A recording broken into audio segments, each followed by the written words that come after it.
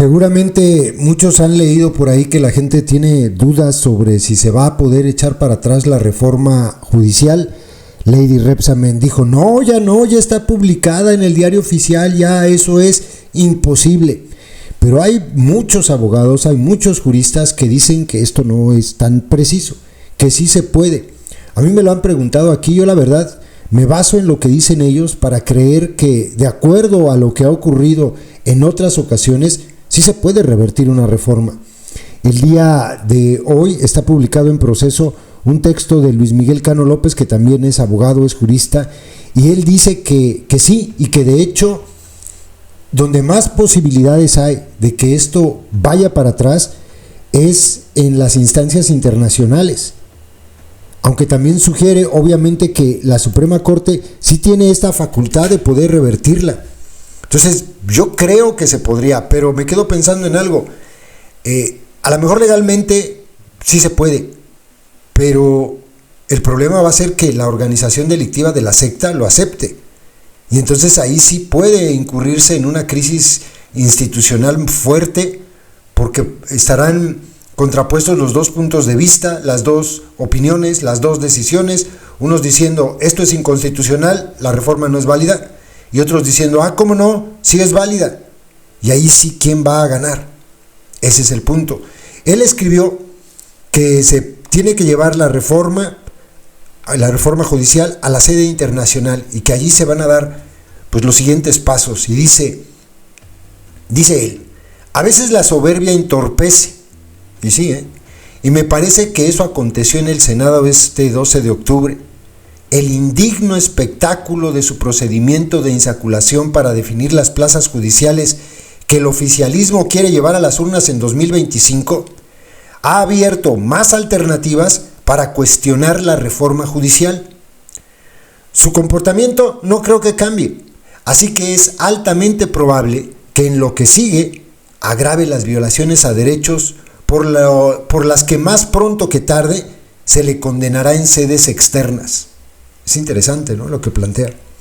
Primero que todo, porque el régimen ha convertido en víctimas de esas violaciones a las personas menos indicadas.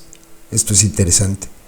Las personas juzgadoras continúan en funciones y tienen todo lo necesario para pasar de víctimas a las más férreas defensoras de derechos, por todo el tiempo que tengan. Si el oficialismo apuesta por su desánimo, se equivoca.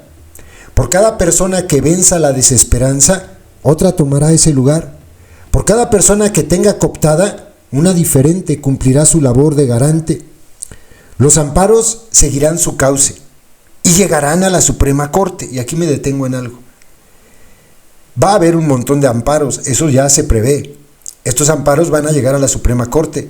Los jueces tienen de aquí a junio para resolverlos, porque hasta este momento y hasta antes de que se pudiera instaurar una nueva corte, quienes toman estas decisiones son los que están en este momento. ¿Sí me explico? Si llega un amparo de un juez o un magistrada, juez o jueza que hayan, pues a los que hayan puesto en la tómbola y que se vaya a votar su lugar en 2025, quienes van a recibir ese amparo son los actuales ministros de la Corte. Quienes van a resolver sobre ese amparo son los actuales ministros de la Corte. A eso se refiere. Continúo. Gracias a la reforma judicial, solo hacen falta 6 votos para que una sola sentencia de su pleno resulte obligatoria para todas las autoridades jurisdiccionales del país. Mismos 6 votos con los que, en término, se emitirá la Declaratoria General de Inconstitucionalidad con efectos generales que expulse los contenidos de esta infame reforma judicial. ¿Qué quiere decir esto? Que ya está publicada en el Diario Oficial de la Federación la reforma y que en este momento quienes la tienen que aplicar en esos términos, o sea, se estarían disparando al pie los que impulsaron la reforma, en esos términos pues son los mismos ministros de la Corte y ya no van a necesitar que sean 8 los votos, con 6 votos de acuerdo a la nueva reforma se puede declarar inconstitucional la misma reforma. Ello sin contar que mucho antes, por vía de acción de inconstitucionalidad, 6 votos en el Pleno bastarán para declarar la invalidez de las normas impugnadas. La arrogancia que el régimen despliegue para descalificar todo fallo judicial que le sea contrario solo servirá para mostrar la inefectividad de los medios de garantía de nuestros derechos, el quiebre de nuestro Estado de Derecho y un grosero retroceso democrático. Su legado político será ese, aunque de momento el poder les ciegue.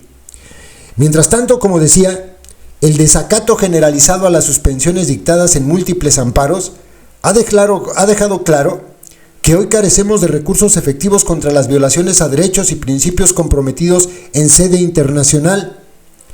En los ámbitos universal e interamericano, de protección de derechos, por décadas se ha dicho que no pueden considerarse efectivos los mecanismos de garantía de derechos que por las condiciones generales del país o por las circunstancias particulares del caso resulten ilusorios, lo cual acontece cuando su inutilidad se demuestra en la práctica porque falten los medios para ejecutar las decisiones judiciales. Si esos recursos son inefectivos, no hay necesidad de agotar los internos. ¿Qué quiere decir? Pues vámonos a las instancias internacionales. Si alguna duda podía quedar, el proceder del Senado ha hecho patente que no tenemos recursos judiciales efectivos para detener los atropellos del régimen. Eso ilustra más que las torpes declaraciones políticas que no han faltado. En conjunto ponen de manifiesto un contexto propicio para que las instancias internacionales puedan actuar ya. Si le sumamos a eso los exabruptos de las radicales personas del oficialismo, golpe de Estado, choque de bochito contra tráiler, juicio político y lo que se les ocurre en los días por venir, entonces además hay gravedad y urgencia. En concreto, las condiciones están dadas para buscar medidas cautelares en sede interamericana o medidas provisionales en la órbita universal que podrán también ser desconocidas por el gobierno de cuarta que tenemos. Apelarán al discurso de la soberanía, condenarán las injerencias y poco a poco su apuesta por nuestra indiferencia, nuestra precariedad, nuestro cansancio, nuestro hartazgo, nuestra frivolidad, es y será menos redituable,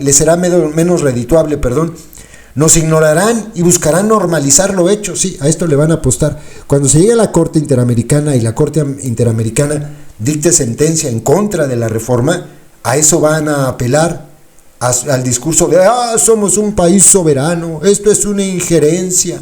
Y le van a estar apostando a eso, a la indiferencia, o sea, que la gente ya deje de hacer caso de esto, al cansancio de la gente, a que se harte la gente, los jueces, a que se normalice lo que ocurrió. A eso le van a apostar. Pero algunas cosas se aclararán, y eso no es poca cosa. El gobierno no es el pueblo. La democracia no es imponer la fuerza de la mayoría. El derecho no es ambivalente.